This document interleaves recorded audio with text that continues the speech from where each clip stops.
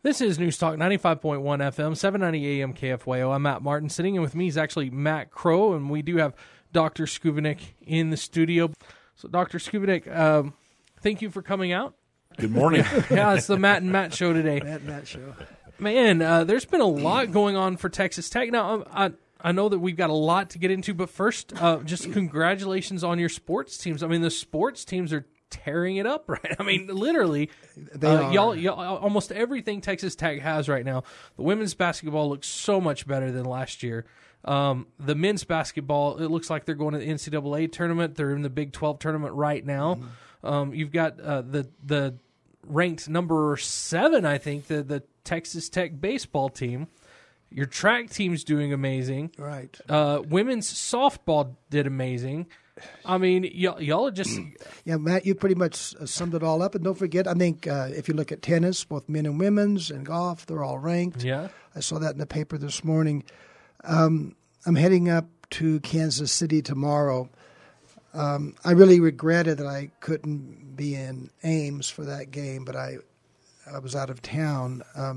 Yeah, you've said it all, that things are so good right now. Well, I'll tell you that what was it? The win over Iowa State. That felt really good because it seemed like that loss to Iowa State kind of started kind of that little dip that they had, and then after that, they got out of that dip, and they've just looked amazing. Yeah, that you couldn't be more proud of the way they played there, because that was a tough game, and Iowa State would pull ahead by 8, and they'd come back. I mean, Coach Beard has done a fabulous job. Everybody knows that. That's why he's been named Coach of the Year by the coaches and by the AP, and Culver is phenomenal. Mm-hmm. I think we've seen probably this is going to be this last year for him, but you just know Coach Beard's going to have that kind of team again going forward. Yeah. So those things are great. It never ceases to amaze me how important that is to everybody. It creates a great morale. But sometimes you do have to remind people we are an academic institution. Yeah, I know. Well, the thing that I find amazing with Coach Beard, you've got all these other places that are bringing in these freshmen that are just trying to get that 1 year down so that they can jump in the NBA. But Coach Beard, he's got 4 seniors right now on the starting lineup on the team.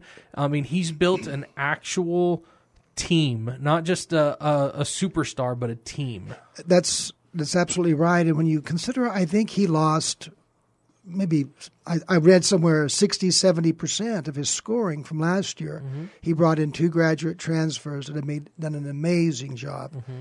Mm-hmm. And when you think of Zaire Smith and Culver, they were not 5-star recruits. Mm-hmm. It says something about the way he develops players. And when you see the kind of recruits he's getting now, I think other kids are recognizing that. They go to Tech, he's going to develop them. So the future is so bright. And I received a lot of texts and emails over the weekend. What are you doing about keeping him? I can assure you. Whatever it takes. Kirby is all over that. Yeah. All right. Well, we'll get out of sports. I know there's just so much to talk to and not enough time, but definitely wanted to congratulate Texas Tech on their sports. And thank you. But right now, the big thing is the legislative session. I mean, Texas Tech's trying to get money for a vet school, and also just the money to get by. How's the legislative session going right now? We feel very good about it. So we, in the last couple months, we've testified before the Senate Finance Committee and House Appropriations. They were very different experiences. You're allocated 3 minutes before the Senate. I think the House gave us 4. What you do is you take a couple of minutes, talk about what you've done that's good, and then you lay out your primary needs. And before I get into the vet school, one thing we always emphasize is that, our core request is always related to the formula. That's so essential to our daily operations. That benefits for employees and Texas Grants program that helps students. There are 2 other things this year that we emphasized. There's the TRIP match, the Texas Research Incentive Program. Tech has benefited from that program more than any other school in the state among the emerging research universities. We've gotten about $113 million. Statewide now, there's $182 million backlog in that program. the Bills wrote in $35 million for the trip, and we asked them. A group of presidents went to meet with some of our legislators and asked them to raise that to 50 and clear out the backlog. Tech has $38 million there, and then there's this thing called the Core Research Fund that also is very important to us. But our exceptional item request is the vet school, and I think probably most people are aware of all this now. They funded us at $4 million in the last biennium. Excuse me. And we're asking for the additional 13 for a total of 17.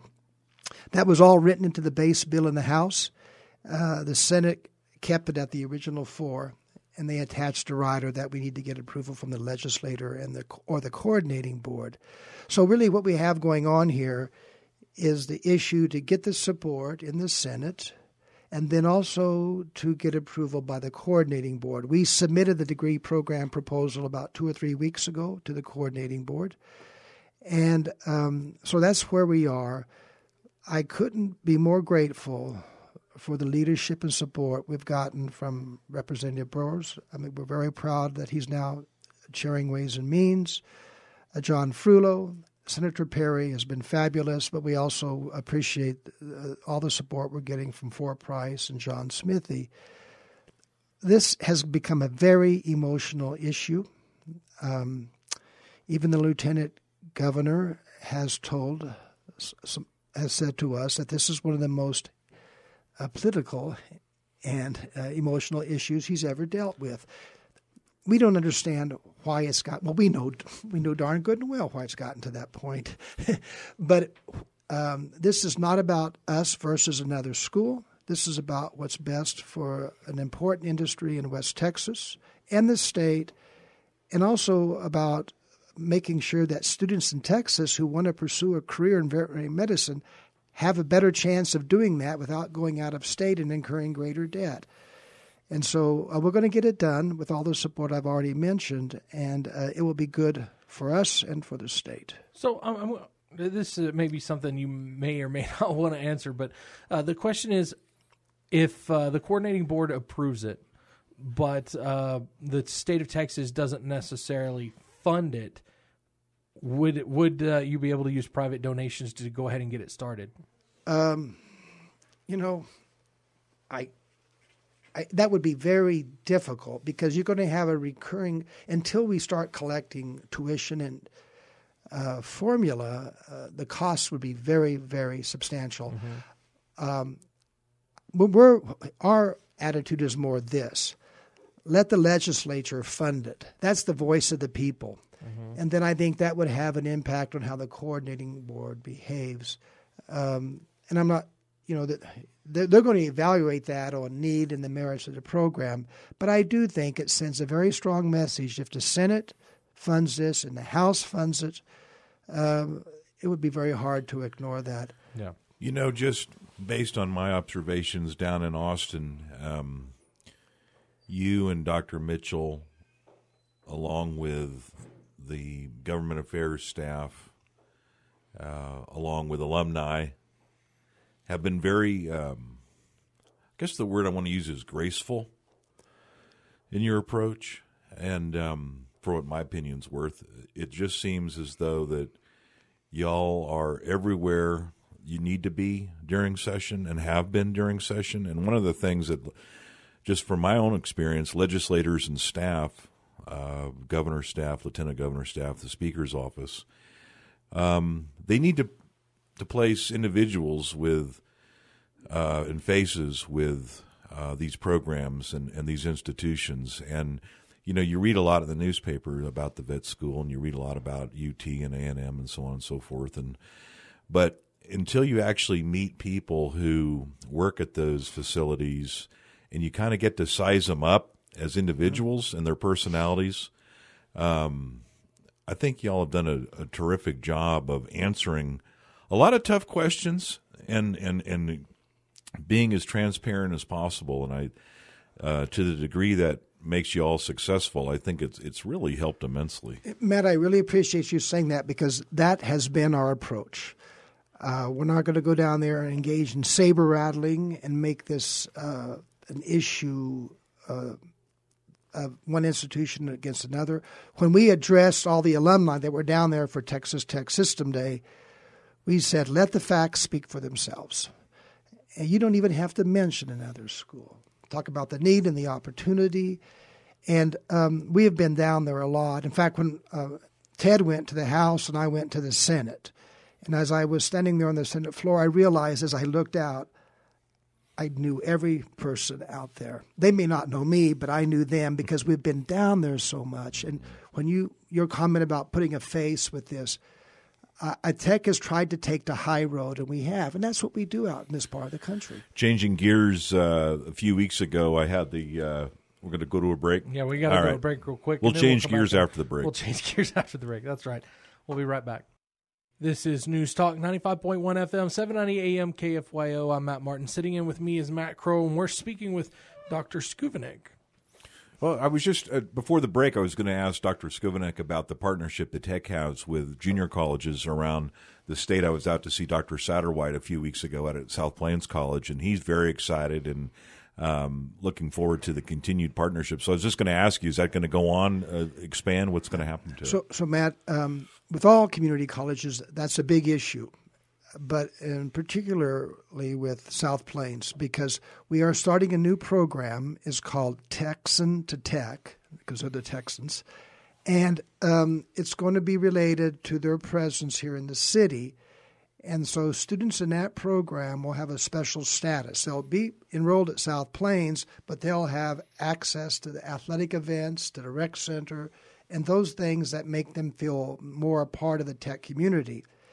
And part of our goal there, working with Robin, is to attract to Lubbock students maybe who couldn't get into Tech but have a pathway by going through SBC. And if Robin is listening, I need to let him know that we're going to be starting that rural high school tour again. We just made that decision yesterday where we're going to go.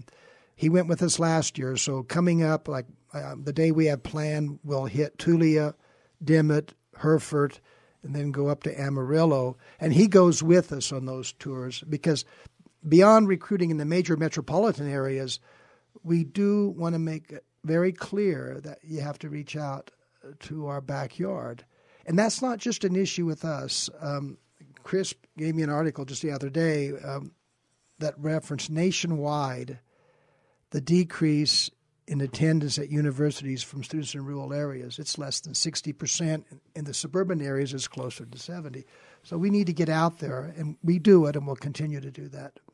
I live near campus in the South Overton. I notice a lot of students from New Mexico because I see their license plates on their trucks and so forth. It seems like more and more students are coming from places like Portales and Roswell, Hobbs, and so on and so forth, Artesia. But I've just got to say, one of the things I've noticed living so close to campus, the last year and a half, maybe 2 years, there's been a marked difference, I think, in the student activities around the neighborhoods. And I know, living in a college town and in your campus, you're going to have some challenges that you don't normally have in other neighborhoods. But I've got to say, for one reason or another, the students this year and last year have been just terrific. I mean, they're picking up after themselves. They're obeying the parking laws.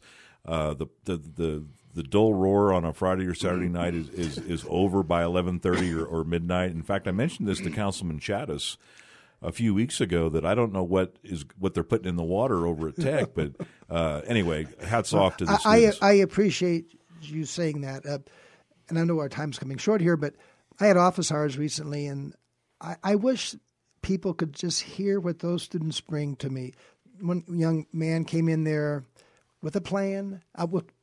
But anyway, I thought just telling us to go, Matt, so I'll maybe have to continue it after the break. Yeah, well, we're out of time. Oh, we're out of time. Yeah, we're done. It goes fast. It goes fast. But this is News Talk 95.1 FM, 790 AM KFYO. Now, we want to thank President Dr. Schovanec for coming out from Texas Tech. And thanks for all that you're doing out there with the at the session. I know that you're working hard for Texas. And thanks to everybody for supporting us. Your support is so important. Yeah. All right. Well, next is Chad Hasty, and tomorrow it'll be me and Matt again. So we'll be back. Have a great day, everybody.